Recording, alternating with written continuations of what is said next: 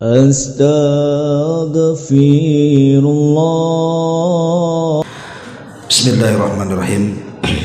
Assalamualaikum warahmatullahi wabarakatuh.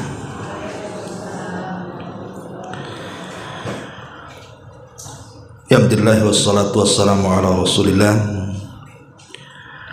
wa ala alihi wa sahbihi wa mawalah wa la hawla wa la quwwata illa billahi wa ba'du. Alhamdulillah, segala puja dan puji hanya milik Allah subhanahu wa ta'ala. Salawat dan juga salam kita hadiahkan kepada Rasul kita Nabi besar Muhammad sallallahu alaihi wa ala alihi wasallam.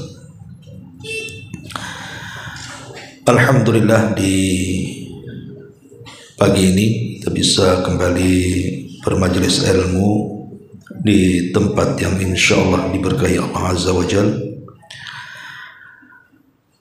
Dan pembahasan di pagi hari ini karena belum ada kitab juga, biasa pembahasan nasihat yang mungkin sering saya ulang-ulang. Fadzakir fa inna dzikra tanfa'ul mu'minin. Teruslah berikan peringatan kepada manusia, karena dalam peringatan itu pasti ada manfaat bagi orang-orang yang beriman. Sebuah nasihat yang sudah kita ketahui itu sekedar nasihat. Ada hal-hal dalam kehidupan kita ini, Bu, tidak boleh menceritakan hal-hal ini kepada orang lain, baik itu berupa dosa ataupun berupa pahala. Sebab kalau itu sebuah dosa, maka akan membebani dosanya kembali, bahkan akan dilipat gandakan dosanya. Kalau itu dalam bentuk pahala, bisa saja menggugurkan pahalanya. Makanya harus diperhatikan bahwa ada beberapa hal yang cukuplah kita yang tahu. Orang tidak perlu tahu. Cukup kita dengan Allah subhanahu wa ta'ala saja. Apa perkara-perkara itu? Pertama, bicara dosa dulu. Tidak boleh menceritakan aib orang lain kepada manusia. Dalam sebuah hadis Nabi sallallahu alaihi wasallam bersabda, "Man satara musliman satarahullahu fid dunya wal akhirah." Kata Nabi sallallahu alaihi wasallam dalam sebuah hadis yang dikeluarkan Imam Muslim dan yang lainnya,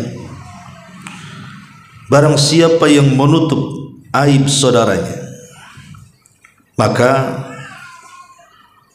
Allah subhanahu wa ta'ala akan tutup aibnya pada hari kiamat. Barang siapa yang menutup aib saudaranya, maka Allah akan tutup aibnya pada hari kiamat.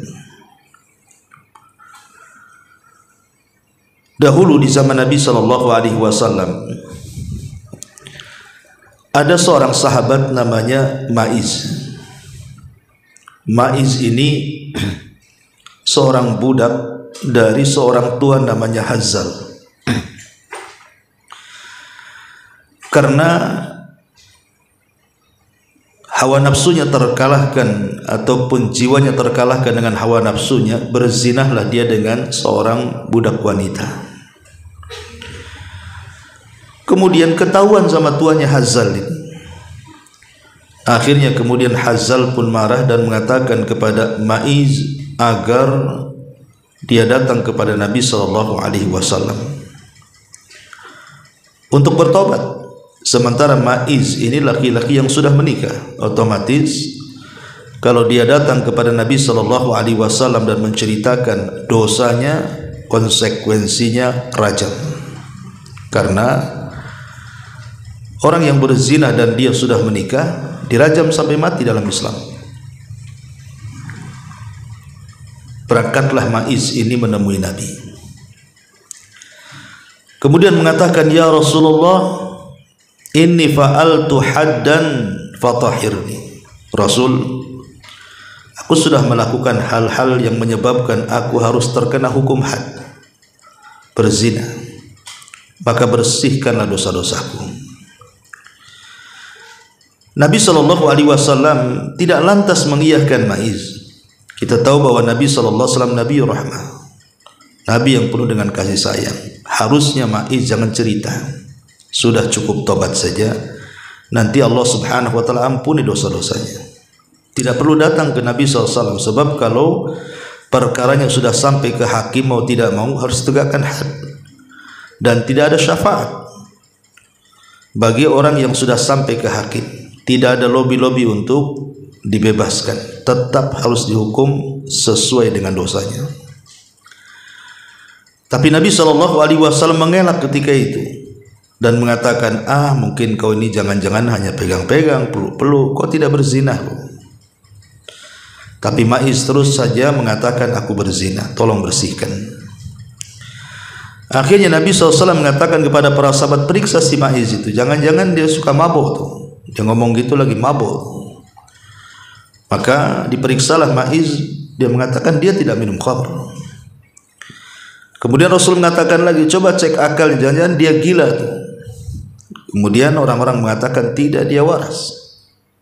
Akhirnya kemudian Nabi SAW merintahkan sahabat untuk merajam Ma'iz. Ketika Ma'iz dirajam, dia tak tahan sakit, Bu. Lari dia, dikejar oleh para sahabat sampai dapat, kemudian dirajam sampai mati. Nabi SAW merasa sedih, kemudian memanggil tuannya namanya Hazal dan mengatakan, ya Hazal, lau kunta satartahu bitaubika kana khairan mimma sana'ta bihi. Wahai Hazal, kenapa kau ceritakan? Kenapa kau tidak tutup aibnya si Ma'iz? Walaupun kau melihatnya dia berzina, kenapa kau tidak tutup? Kenapa kau tidak suruh bertobat saja? Kenapa kau suruh dia datang kepadamu? Lihat bagaimana Nabi SAW meminta kepada Hazal untuk menutup aibnya, tapi nasi sudah jadi bubur dan Ma'iz sudah mendapatkan hukuman dari Nabi SAW, dirajam sampai mati. Tapi taubatnya Ma'iz, Nabi SAW sangat memujinya. Tapi syahidnya di sini, bagaimana Rasul marah kepada Hazal tuannya, kenapa tidak tutup aibnya? Ini satu contoh bahwa kita jangan suka menyebar-nyebar aib orang. Karena dalam kaedah itu ada yang disebut dengan kama tadinu tudan. Sebagaimana ibu membongkar aib orang, nanti satu ketika Allah kirim orang yang akan membongkar aib ibu, bahkan lebih jahat lagi. Karena al-jaza min jinsil amal, masalahnya namanya sebuah balasan itu pasti disesuaikan dengan perbuatan. Maka kalau seandainya kita mengetahui ada aib pada saudara kita, tutup, jangan diceritakan. Umpamanya nih, kita ini hidup di perumahan, kadang-kadang kayak sini kan kopel-kopel tuh rumahnya. Lain kalau ibu hidup di desa kan. Kalau hidup di desa enaklah, satu rumah kebun, nanti rumah lagi, kebun lagi. Jadi apapun yang terjadi dengan tetangga kita tidak tahu. Tapi hidup di kota, hidup di perumahan kayak di Batam ini, hidup kopel-kopel kayak gini, kadang-kadang pertengkaran tetangga kita tahu. Tetangga ini bertengkar masalah apa kita tahu. Karena terkadang mereka bisa melengking-lengking suaranya kan, Bu. Sehingga kita ini sebagai tetangganya kadang-kadang lama-lama tahu masalahnya. Kalau seandainya kita tahu apa yang dilakukan tetangga kita dari pertengkaran, dari masalah-masalah mereka, tutup aib mereka, seolah-olah ibu tidak kenal tetangga. Jangan ceritakan. Ini enggak, kumpul dengan kawannya, cerita pula. Ya. Kemarin di sini ada perang teluk katanya.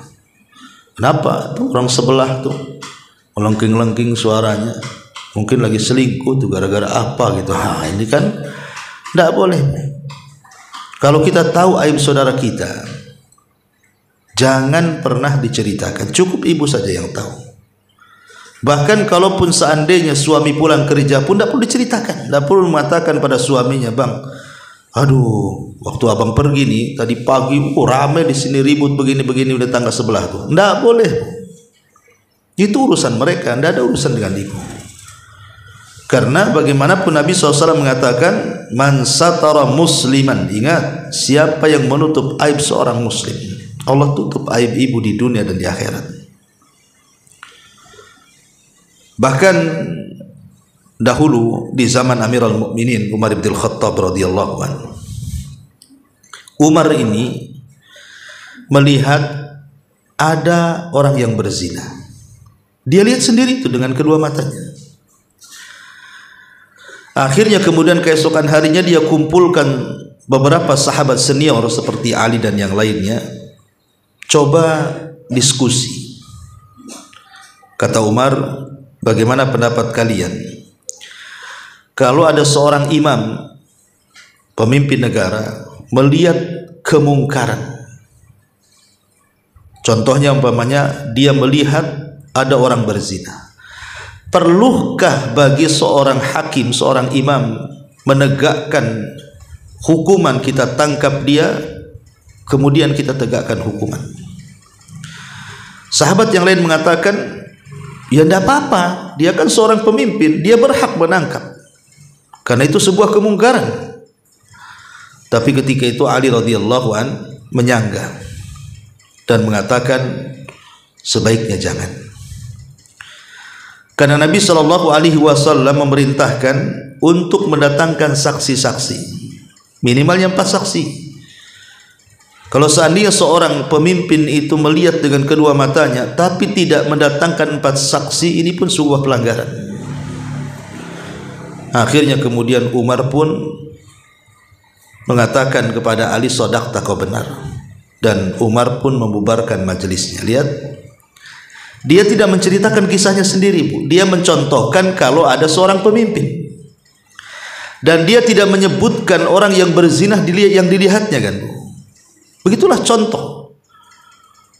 Contoh Amirul Mukminin, dia ketika bertanya tentang apa yang dilihatnya, dia tidak mengatakan saya yang melihat, tetapi kalau ada seorang pemimpin. Subhanallah. Dan dia tidak ceritakan detailnya. Tidak mengatakan, iya semalam aku sedang jalan-jalan, kok aku nampak ada orang berzina di semak-semak atau apa. Enggak, ya kan? Lihat bagaimana waraknya Umar bin Khattab radhiyallahu anhu.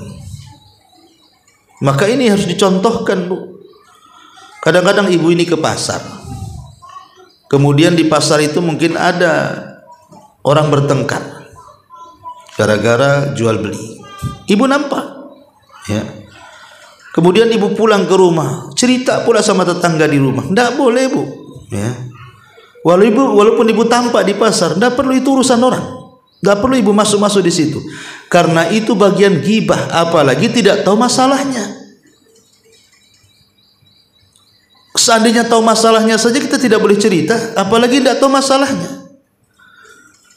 Yang lebih parah lagi, kalau seandainya ibu ini disuruh nasihati orang.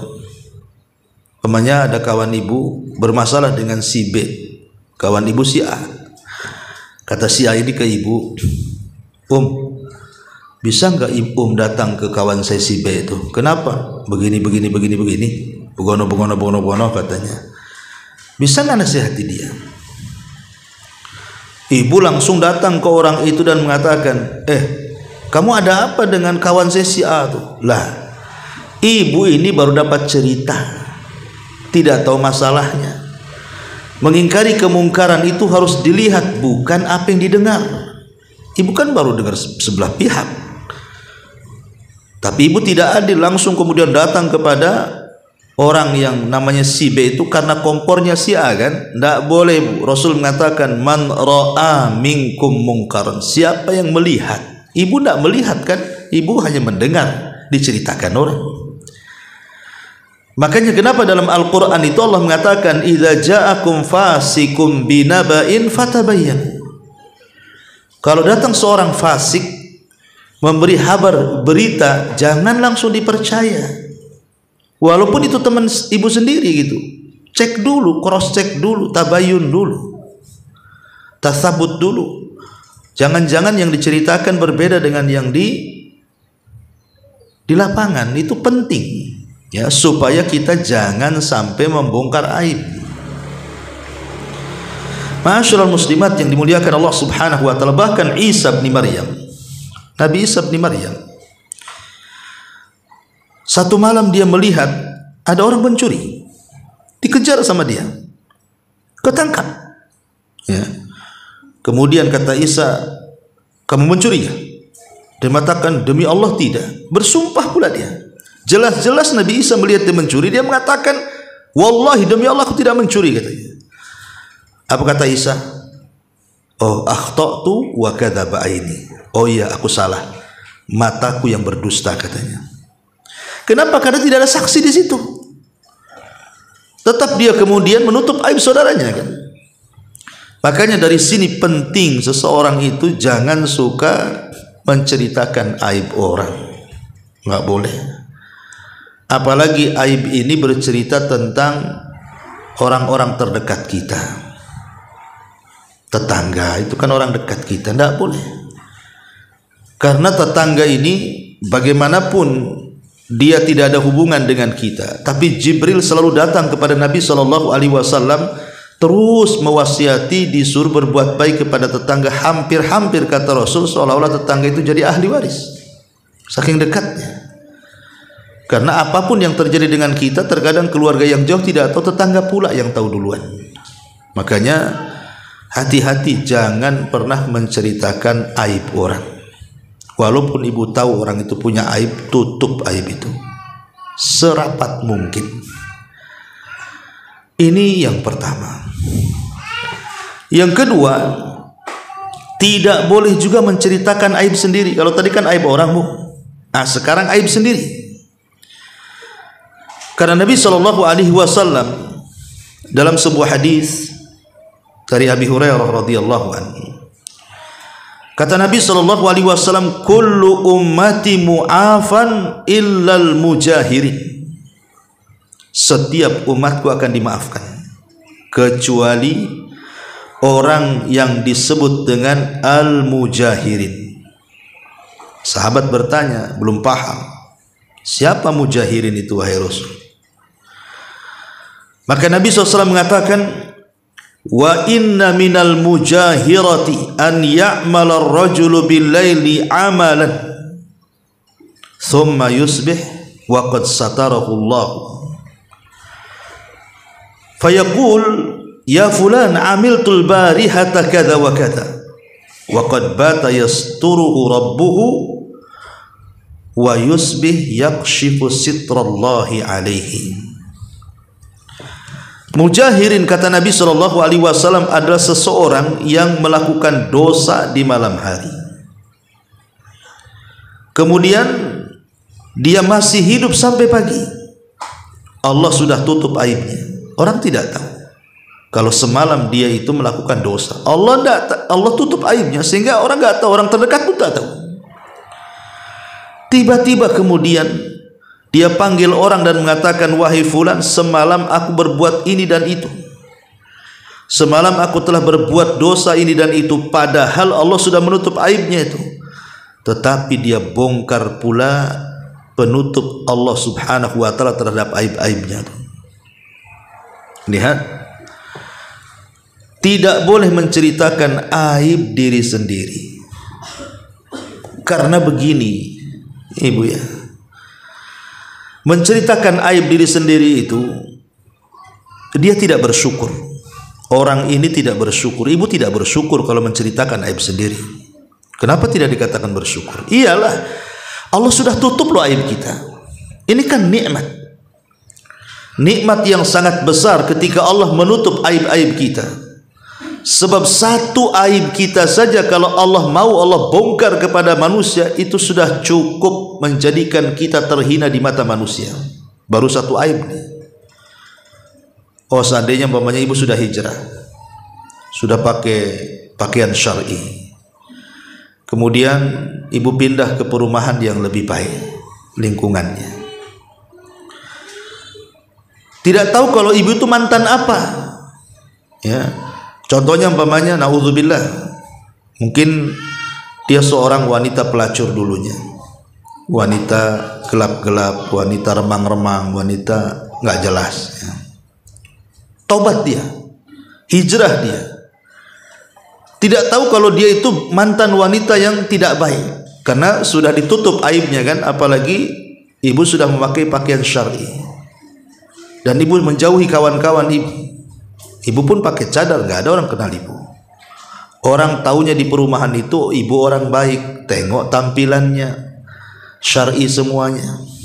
Coba seandainya tiba-tiba kemudian ada pula di perumahan itu yang kenal ibu. Itu kawan-kawan saya dulu tuh, katanya waktu masih magang-magang tuh. Magang di mana? Magang di jalan-jalan lah, umpamanya kan. Akhirnya tetangga semua tahu, apa nggak malu, Bu? Itu baru satu tuh. Bagaimana kalau seandainya aibnya terbongkar semuanya? Nggak ada orang yang akan hidup, Bu, menahan malu tuh. Lah Allah sudah menutup aib kita, jangan dibongkar lagi. Cukup kita dengan Allah Subhanahu wa ta'ala yang tahu. Kalaupun harus menceritakan dosa, ceritakan dosa itu kepada Allah, bukan kepada manusia. Itu yang disebut dengan i'tiraf bidzambi namanya, pengakuan dosa, dan itu syarat daripada tobat.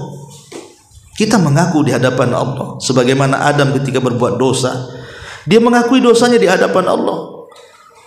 Dia mengatakan, Rabbana zalamna anfusana. Ya Allah, aku ini banyak melakukan kezaliman. Adam mengakui dosanya, itu namanya menceritakan dosa kepada Allah. Kemudian Adam mengatakan, fa illam taghfir lana, kalau engkau tidak mengampuni dosa kami, lanakunanna minal khasirin, tentu kami akan menjadi orang rugi. Jadi kalaupun harus menceritakan dosa, ceritakan kepada Allah sebagai bentuk pengakuan dosa. Jangan menceritakan kepada manusia, karena manusia yang kita ceritakan itu bukan Tuhan yang mengampuni dosa kita. Nggak boleh. Jadi orang yang menceritakan aibnya sendiri itu hakikatnya tidak bersyukur akan nikmat Allah, berupa Allah menutup aib kita. Karena kemuliaan kita itu, Bu, kenapa ibu masih dimuliakan orang coba? Tetangga masih menghargai ibu, teman-teman ngaji masih menghargai ibu, karena ibu itu tidak dibongkar aibnya saja. Coba kalau ibu dibongkar aibnya, mungkin tetangga aja akan pergi dari sini. Kawan-kawan pun mungkin tidak mau juga dekat-dekat dengan kita. Makanya nikmat Allah Subhanahu wa ta'ala syukuri, jangan dikufuri dengan cara menceritakan aibnya kepada orang. Ibu mungkin dulunya bekas anak nakal gitu ya, betato di sana sini. Kemudian Allah takdirkan ibu hijrah, alhamdulillah, kenal sunnah, rajin ngaji, semua pakaiannya sudah syar'i.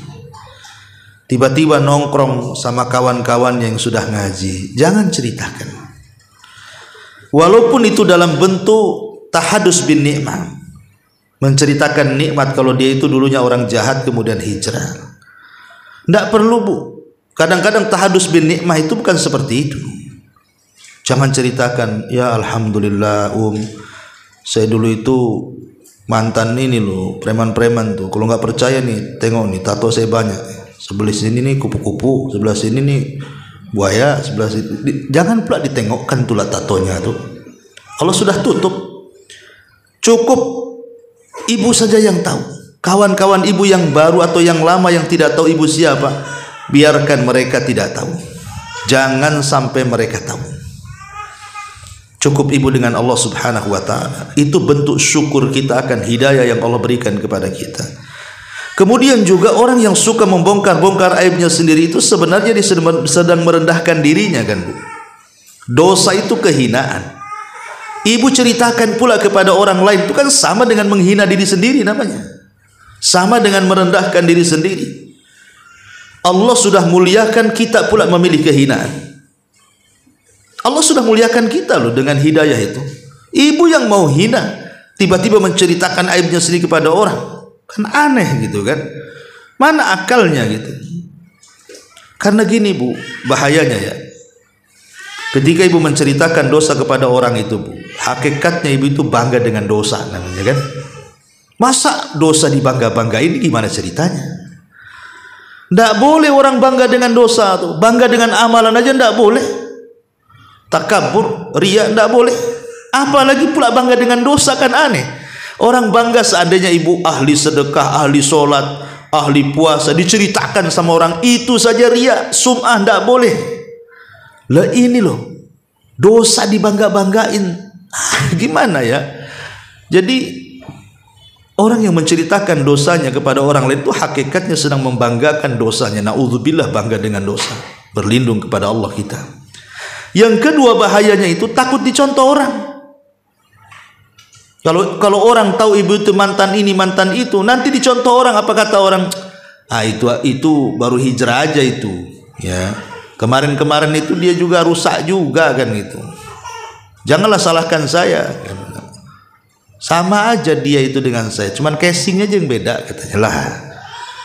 Jadi jatuh kepada hadis Nabi SAW, man sanna sunnatan sayyi'atan falahu wizruha wa wizru man amila ba'dahu la yanqus min auzarihim syai'a. Jangan pernah mencontohkan contoh yang buruk, karena siapa yang memberikan contoh dengan contoh yang buruk diikuti orang, maka dia dapat dosa dan dosa orang yang mengikutinya tanpa mengurangi dosa mereka sedikit pun. Na'udzubillah. Maka tidak boleh, karena alamat takwa itu Bu adalah dengan menjauhi larangan, dan Rasul sudah melarang.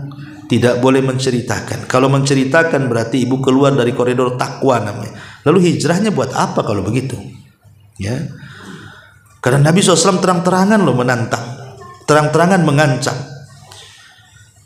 Tiba-tiba kemudian ancaman Rasul kita tidak indahkan, berarti kan kita menentang namanya. Nabi sudah mengancam, jangan ceritakan, kita pula ceritakan, kan kurang ajar namanya. Makanya di sini ini perkara yang kedua ya, jangan menceritakan aib. Jangan, tidak boleh menceritakan aib diri sendiri ataupun menceritakan aib orang lain. Ini dua perkara tidak boleh itu. Dulu ada seseorang cerita, seorang bapak cerita, anaknya ini berzina. Kemudian anaknya ini dilamar orang. Dia stres karena masa lalunya yang kelam. Kalau zaman dulu kan beda dengan zaman sekarang kan Bu. Kalau zaman dulu itu namanya berzina itu kan aib kalau ketahuan kan Bu. Kalau sekarang ini sengaja, bukan aib lagi. Justru kalau ibu punya anak perempuan digonceng sama anak laki-laki itu sampai hamil baru dinikahkan kan begitu ya. Dan kayaknya nggak bersalah gitu. Bahkan saya pernah dulu itu main-main ke Banyuwangi ya. Desa apa saya lupa tuh. Tapi zaman bahula lah. Itu kalau anak gadisnya nggak diapeli orang, itu murung orang tuanya Bu. Apa nggak laku anak saya ini katanya. Dan kalau diapeli orang itu, wah seneng tuh. Justru orang tuanya main ke tetangga, biarkan dia sama pacarnya di rumahnya itu. Nah, ada orang yang seperti itu coba Bu. Jadi kembali ke cerita. Jadi dulu ada seorang bapak melihat anaknya putus asa karena dipinang orang, yang meminangnya ini orang lain, orang baik-baik, orang soleh gitu ya. Tapi anaknya pernah berzina. Dia takut kalau ketahuan. Akhirnya dia putus asa, hampir bunuh diri. Bahkan sudah hampir bunuh diri dengan memotong urat nadinya. Ditolong sama ayahnya. Akhirnya tidak jadi mati. Dinasihati, kemudian bertobat. Bapak ini datang kepada Umar bin Khattab radhiyallahu anhu menceritakan tentang kisah anaknya dan mengatakan, wahai Amirul Mukminin, anak saya dulu begini. Sekarang ada orang lah yang mau dengan anak saya, orang soleh. Apakah saya perlu ceritakan kepada calon suaminya bahwa anak saya ini begini dan begitu? Apa kata Umar? Jangan. nikahkan anakmu dengan laki-laki baik itu, dan jangan ceritakan masa lalunya. Anggaplah anakmu itu anak baik-baik, karena dia sudah bertobat masalahnya. Ya. Karena terkadang kalau ibu menceritakan aib ibu kepada suami, terkadang suami yang ibu anggap soleh itu bisa berubah loh 180 derajat. Seperti ada kisah kan. Jadi dulu wanita tidak baik-baik saja. Tiba-tiba kemudian menikah, dapat pula lah suami yang soleh. Akhirnya menjadi beban hidupnya. Kemudian dia berpikir, apa perlulah saya ceritakan masa lalu, kasihan suamiku tidak tahu siapa saya. Akhirnya dia berpikir, entah setan apa yang masuk, ini harus saya ceritakan. Insya Allah suami saya soleh, bisa menerima saya apa adanya. Satu hari dia bercerita dengan suaminya, kisah dia masa lalunya. Suaminya dengar saja. Habis cerita, apa kata suaminya? Saya ceraikan kamu, kata. Aku kira kau orang baik-baik, kata. Subhanallah, bayangkan. Terkadang Bu, menceritakan aib itu walaupun kepada orang terdekat yang kita anggap baik, suamilah begitu kan. Belum tentu suami mau. Karena suami menikahi wanita ini kan karena wanita ini wanita baik-baik kan gitu. Setelah bercerita gak percaya akhirnya suaminya, diceraikan. Maka penting masalah-masalah ini nasihatnya. Jangan menceritakan aib orang lain dan jangan pula menceritakan aib diri sendiri. Ini yang kedua. Ya, karena yang namanya menceritakan aib orang itu, menceritakan aib orang ataupun menceritakan aib diri sendiri itu, ini sebuah pengkhianatan terhadap amanah. Ibu sedang mengkhianati amanah. Amanah dengar, amanah lihat. Kalau memang berkaitan dengan aib orang lain kan kita melihat orang itu melakukan perbuatan jahat. Berarti mata kita ini disuruh untuk amanah. Jangan ceritakan. Kecuali kalau memang ada maslahatnya, itu lain ceritanya. Itu bab lain, ya. Ataupun telinga kita mendengar tetangga begini-begini, telinga ini amanah. Jangan pernah kemudian asal masuk kemudian diceritakan lewat lisan, berarti kita ini mengkhianati amanah. Tidak boleh. Kemudian yang kedua, menunjukkan kehinaan tabiat, jeleknya kita. Setiap yang dilihat harus diceritakan, setiap yang didengar harus diucapkan. Tidak boleh. Kafa bil mar'i ithman an yuhadditsa bi kulli ma sami, kata Rasul. Cukuplah orang itu dikatakan berbuat dosa ketika menceritakan semua yang didengar dia. Mau benar mau salah ceritakan. Nggak boleh. Ini menunjukkan buruknya tabiat ibu tuh. Ya. Kemudian juga ini bisa mengundang kemurkaan Allah Azza wa Jalla. Dan ini juga sebuah muru'ah yang jelek. Berarti memang karakter ibu itu jelek. Karakter ibu itu suka menyebar-nyebar keburukan. Dan ini bisa mengakibatkan keretakan, perpecahan. Kalau orang yang ibu ceritakan tahu, apa nggak marah Bu? Aibnya disebar-sebar sama ibu itu. Bisa marah, akhirnya berselisih, bertengkar. Dalam bahasa Arab itu namanya syikok kan gitu ya. Nah, ini kan bahaya. Dan termasuk ibu ini termasuk orang yang dikatakan fudulul kalam namanya Bu. Tukang ngoceh bahasanya ya. Fudulul kalam itu banyak ngomong. Mulut ember, mulut jolang gitu ya. Nah, itulah banyak ngomong namanya. Ya, kemudian juga ibu sudah melakukan dosa jariah namanya. Gimana tidak dosa jariah? Ibu menceritakan kan dosa jariah namanya. Dosa yang terus mengalir, nanti dari yang diceritakan, orang ini cerita kepada orang, yang orang lain cerita lagi kepada orang. Akhirnya satu kampung tahu siapa sumbernya, ibu sumbernya. Oh memang nih ya, ratu fitnah jadinya kan. Nah, kemudian juga ini menyenangkan orang-orang yang hasad. Umpamanya ada orang yang tidak suka dengan tetangga ibu. Ibu ceritakan keburukan tetangga, kan musuhnya senang tuh. Bisa saja musuhnya menguatkan, iya ya betul memang itu begitu tuh, saya suka tuh Ummu Anu tuh, bela saya tuh, memang orangnya kayak gitu, kan menyenangkan musuh-musuhnya. Jadi intinya bahwa stop, ya, jangan suka menceritakan aib orang lain dan jangan pula menceritakan aib diri sendiri. Ini yang kedua. Yang ketiga, dan ini yang parah, menceritakan aib pasangan ibu. Kalau tadi menceritakan aib orang lain, menceritakan, yang kedua menceritakan aib diri sendiri, sekarang aib ibu berdua dengan suami atau suami dengan istri diceritakan pula. Oh, ini seburuk-buruknya orang pun.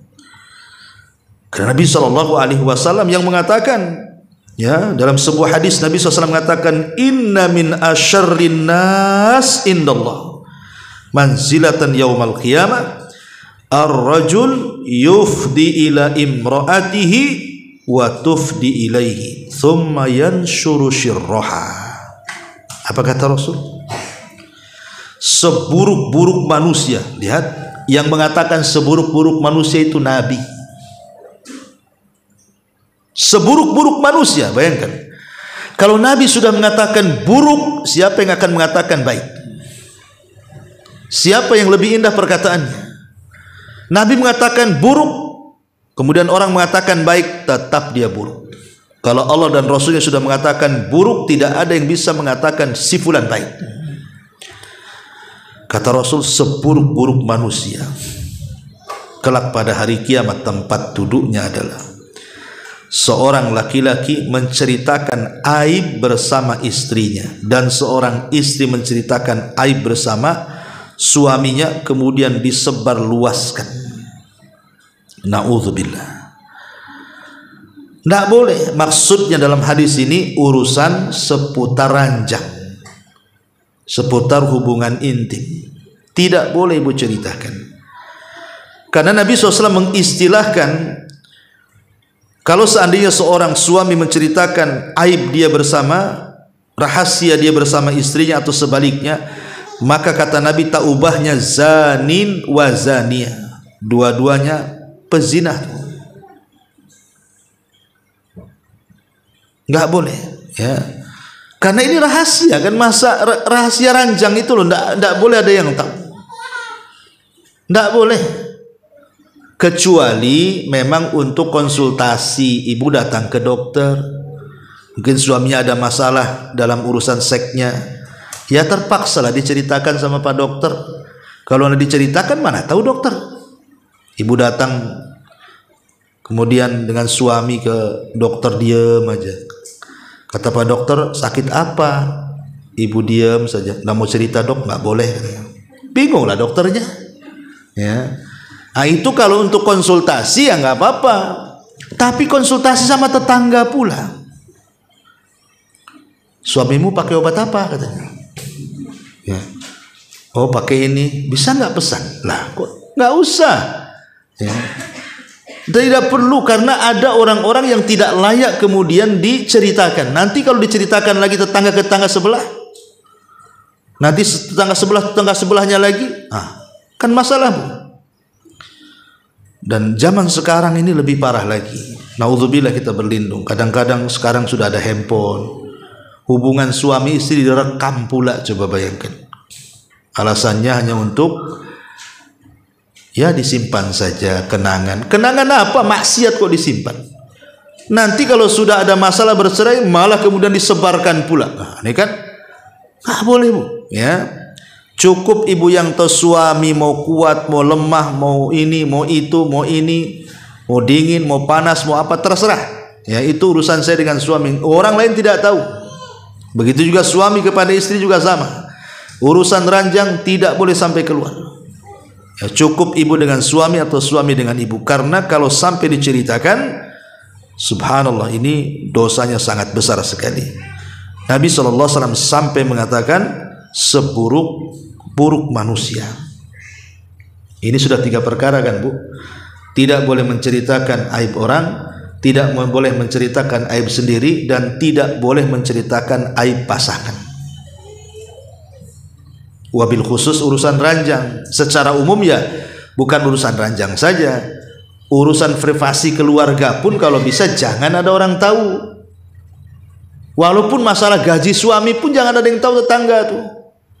Suamimu enak ya kerja di kantor itu, berapa sih gajinya? Alhamdulillah ya, suami saya sih gaji di atas 20. Aduh payah suami saya. Kenapa? Tak tahu katanya. 1 juta pun tak sampai. Nah ini kan ngapain cerita-cerita? Nggak usahlah cerita-cerita masalah urusan privasi itu, jangan ada yang tahu. Jangankan tetangga, mertua atau ibunya ibu sendiri gitu ya. Nggak boleh mengeluh. Cukuplah itu masalah privasi keluarga, itu masalah uang belanja, masalah apa dalam rumah itu. Ibu saja yang tahu pagari rumah itu, jangan hanya pagar temboknya saja, tapi pagari apa-apa yang terjadi dalam rumah itu orang jangan sampai tahu. Ibu tahunya orang lain itu happy-happy saja. Ibu ya, ini yang ketiga. Ini tidak boleh kita cerita-cerita sama orang. Ma'asyiral muslimat yang dimuliakan Allah Subhanahu wa taala. Termasuk juga tidak boleh menceritakan aib orang yang sudah meninggal.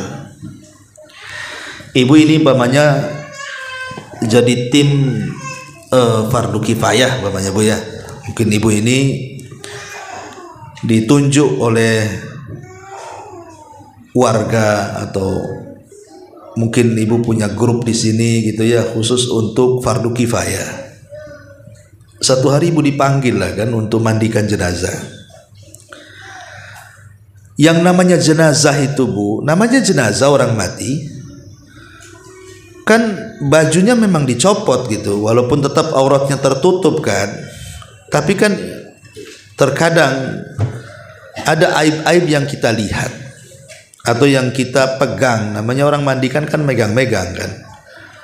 Ada aib gitu, ibu memandikan akhwat yang sudah meninggal. Mestilah, kan tidak semua sehat badannya, tidak semua ketika meninggal itu nampak ada yang senyum, ada yang biasa aja, ada yang ini. Terkadang mungkin ada aib yang didapati ibu, entah mungkin berubah warnanya, atau mungkin juga ada luka-luka di badannya, bekas operasi, atau mungkin ada cacat apalah di badannya.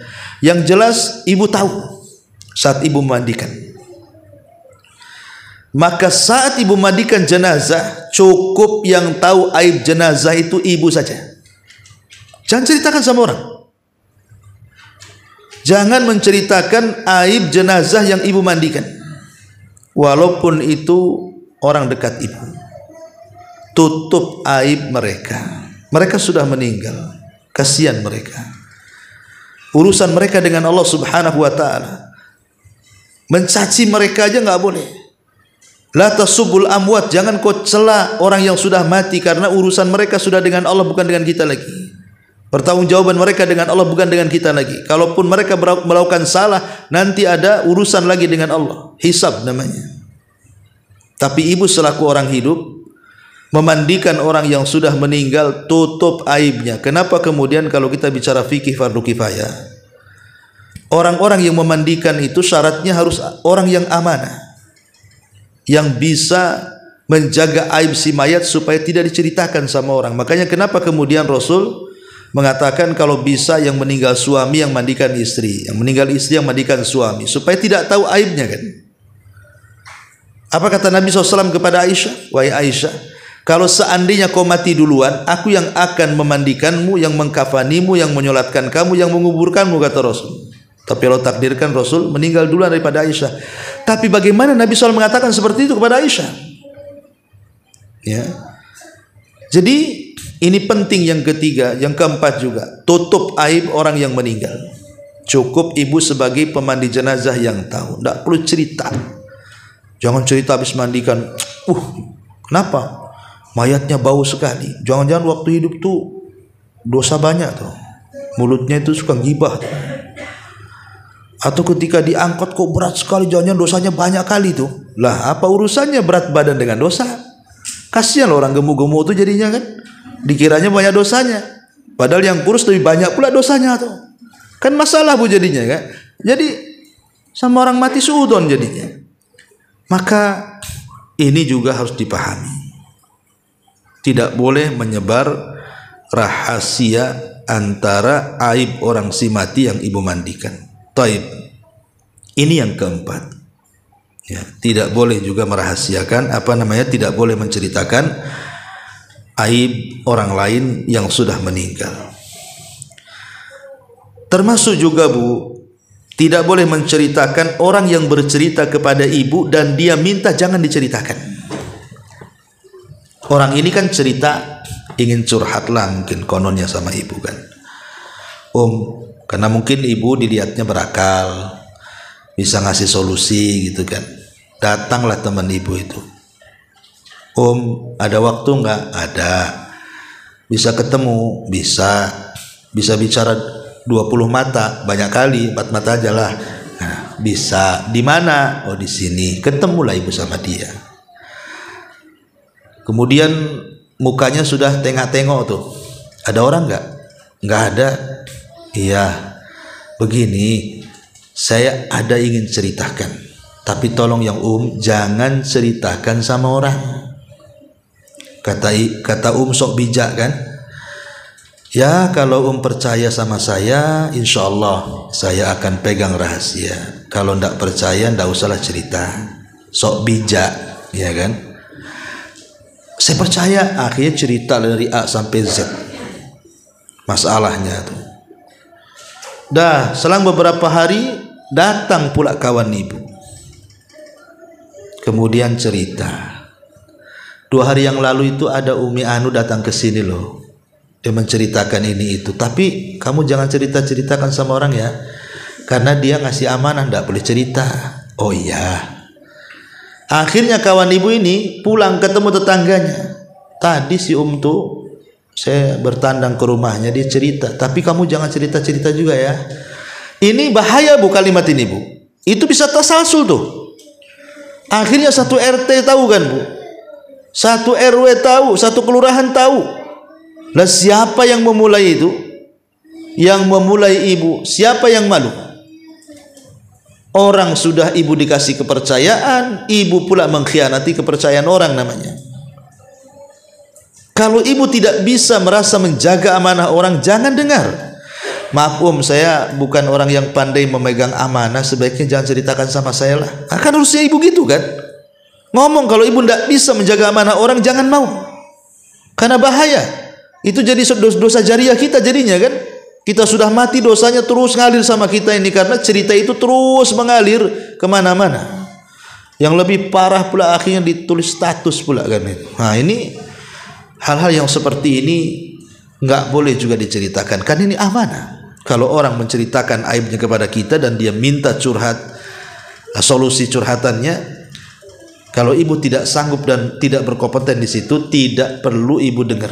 Maaf saya tidak pandai. Nanti kalau saya dengar, nanti saya ceritakan sama orang. Nggak usahlah ceritakan sama ustadz atau sama siapalah gitu. Nah, ibu warok lah di situ.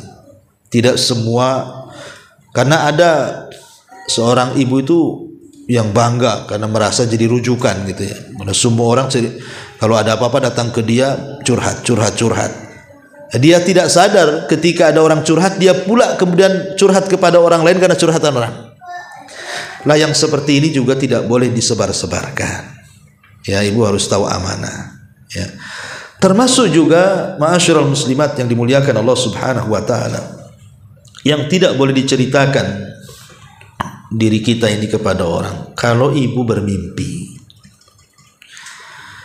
Mimpi ini kan ada 2 macam, Bu. Ada 3 macam.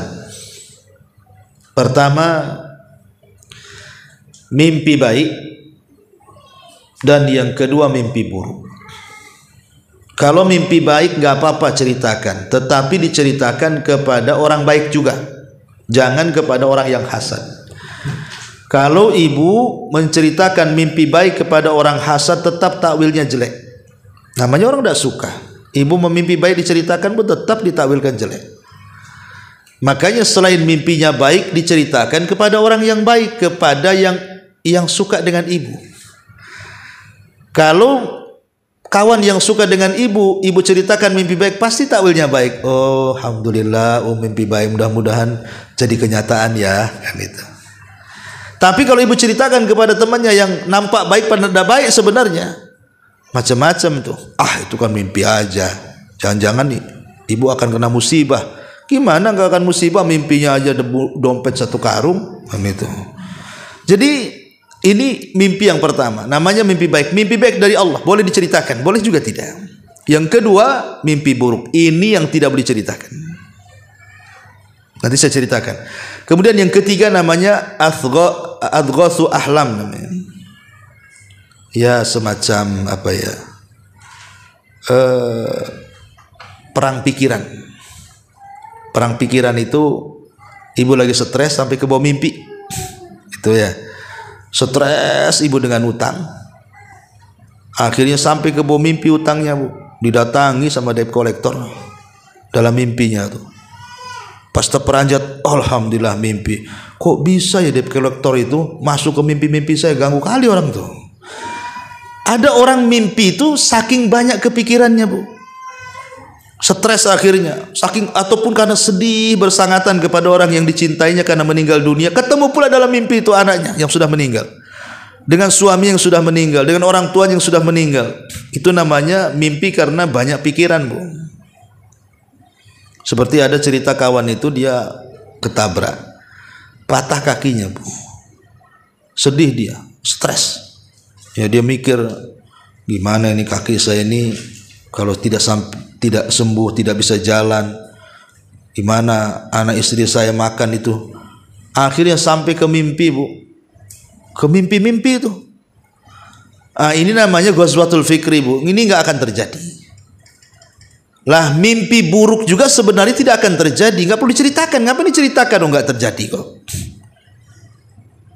Makanya kenapa kemudian para ulama mengatakan kalau sebelum tidur ibu berwudu, kemudian ibu membaca doa dan perlindungan dari Allah sebelum wudu, sebelum tidur, seperti baca muawwidhataini, ayat kursi, akhir surah Al-Baqarah, atau doa-doa tidur lainnya. Pokoknya usahakanlah sebelum tidur itu ibu sudah banyak melakukan zikir dan doa. Kemudian tidur, Allah takdirkan ibu mimpi buruk. Ketika mimpi terperanjatlah ibu, langsung ibu ta'awud, a'udzubillahi minasyaitonirrajim, meludah ke arah kiri 3 kali, ganti posisi. Kemudian ibu tidur lagi, kok masih juga bersambung mimpinya. Ibu bangun, wudu, ambil sholat 2 rakaat tahajud. Kalau ibu sudah berusaha melakukan langkah-langkah seperti ini, maka mimpi seburuk apapun mustahil terjadi. Gak akan terjadi, gak usah dipikirin. Karena banyak orang stres gara-gara mimpi. Makanya sekali lagi, kalau ibu mimpi buruk jangan cerita sama orang. Cukup ibu yang tahu. Sama suami Ustaz, enggak usah sama suami juga. Cukup ibu yang tahu. Enggak usah dipikirin juga kan gitu. Namanya mimpi. Itu bunga-bunga tidur saja, enggak usah dipikirin. Kecuali ibu mimpi baik. Mimpi baik ya enggak apa-apa lah. Ya. Jadi ini pun tidak boleh diceritakan kepada orang lain soal urusan mimpi itu. Taibashurul muslimat yang dimuliakan Allah Subhanahu wa taala, lalu apalagi yang tidak boleh diceritakan? Kalau ini kan dosa-dosa nih. Sekarang kita masuk kepada pahala. Pertama, Bu, jangan menceritakan soal sedekah.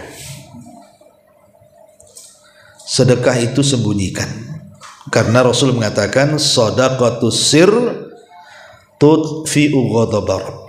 Sedekah yang diam-diam itu bisa memadamkan murkanya Allah. Karena manfaatnya banyak, Bu. Kalau ibu sedekah, yang tahu cukup ibu dengan Allah saja. Pertama, Bu, ibu terbebas dari riya dan bisa terbebas dari sum'ah. Jadi kan sedekahnya ndak gugur pahalanya karena ibu betul-betul ikhlas. Sebab kalau ditampakkan ini akan terdorong melakukan riya dan sum'ah. Yang kedua, ketika ibu menyembunyikan sedekah itu, ibu tidak hendak dihormati orang. Jadi tidak gila hormat, tidak gila popularitas. Gak apa-apa orang gak tahu ibu sedekah, tidak masalah. Seperti zaman dulu Zainul Abidin itu sampai difitnah dia itu orang kaya bakhil. Padahal Zainul Abidin tiap sepertiga malam tuh ngangkut gandum tuh, ngasih rumah-rumah fakir miskin gandum. Kalau habis diantar lagi, habis diantar lagi. Bukan hanya 1-2 orang miskin, 70 sampai 100 orang miskin setiap malam dia sumbang. Tapi orang-orang masih menganggap dia bakhil karena tidak tahu kalau dia itu dermawan. Baru setelah meninggal hilanglah gandum-gandum di rumah-rumah itu. Baru menyesal, siapa yang selama ini mereka anggap bakhil, rupanya dia pula yang dermawan. Jadi dengan menyembunyikan sedekah itu hakikatnya ibu tidak gila hormat, ya, tidak gila hormat ataupun popularitas. Kemudian juga yang ketiga, dengan menyembunyikan sedekah bu, hakikatnya ibu menjaga perasaan orang miskin, menjaga perasaan orang miskin. Karena tidak semua orang miskin itu suka bu diceritakan, apalagi zaman sekarang kan. Kadang-kadang sedekah sama orang miskin nanti diviralkan, dibuat konten. Tidak semua orang mau dibuat konten bu, ya, dengan kamera tersembunyi, tahu-tahu kemudian disebarkan, nggak seberapa tuh. Dia nyumbangnya nggak seberapa, dia dapat monet dari YouTube-nya lebih banyak lagi. Anda sedang bersedekah atau sedang berbisnis itu? Ya, jadi hal-hal yang seperti ini nampaknya zahirnya baik, dan itulah setan kadang-kadang disuruh berbuat baik tapi untuk riya. Itu bisa menghinakan orang miskin yang diberikan sedekah kalau sampai tahu kan, tidak menjaga izzah dia, kehormatan dia. Ya, itu bisa melukai, tidak boleh. Kalau sampai menampakkan sedekah di, apalagi kalau sedekahnya itu memang betul-betul di depan manusia lagi. Nah, ini kan masalah bu, ya. Makanya jangan sampai kemudian sedekah itu diketahui orang. Kalaupun harus gitu ya kan, menampakkan sedekah, ya maksudnya untuk contoh, ya, biar orang lain ikut bersedekah. Dan contoh itu tidak harus diulang-ulang, sekali aja cukup. Ini ngasih contoh terus-terusan, ya apa ini namanya? Ya, jadi harus dipahami tentang masalah sedekah ini. Termasuk juga hal-hal yang tidak boleh ceritakan, ya, amalan-amalan yang lain seperti sholat malam. Ibu sholat malam, tidak perlu orang tahu, cukuplah ibu dengan Allah saja. Ya, jadi sholat malam itu adalah sholat yang paling utama setelah sholat wajib. Kalau ibu melakukan sholat malam, ya sudah cukup. Bahkan dulu ada ulama salaf itu keluarganya nggak tahu dia sholat malam, sholat tahajud. Ya. Dan banyak lagi bu ya, ini karena sudah hampir jam 10 juga, tidak terasa nanti jam 11 nggak ngaji pula di sana nanti. Ya bu, sampai di sini saya kira tidak ada soalan, sehingga cukup waktu ke Al-Falah. Subhanakallahumma bihamdika asyhadu an la ilaha illa anta astaghfiruka wa atubu ilaik. Allahu ta'ala alam.